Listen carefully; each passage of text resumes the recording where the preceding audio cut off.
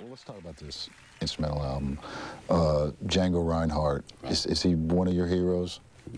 Yeah, to me, he was the best guitar player I have ever heard in my life. And as far as I know, all the rest of the guitar players have sort of listened to him, and all the jazz guitar players know who Django was. Back then, he was one of the few guys playing jazz on the guitar. Mm-hmm. This would have been like in the 20s, in the 30s. 20s, yeah.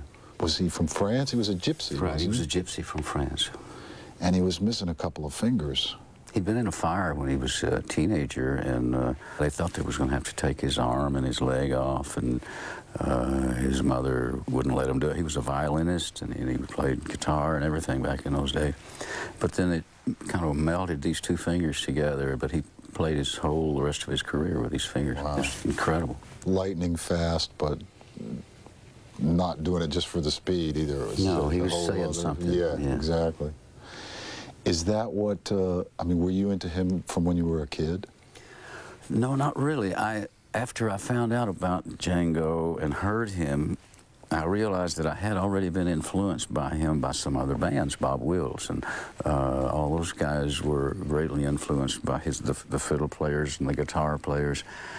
The fiddle players knew who Stephen Grappelli was, right.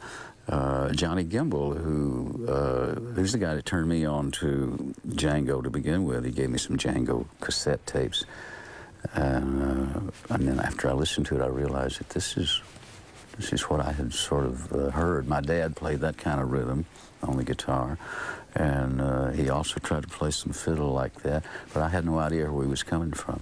I love the one you start out with.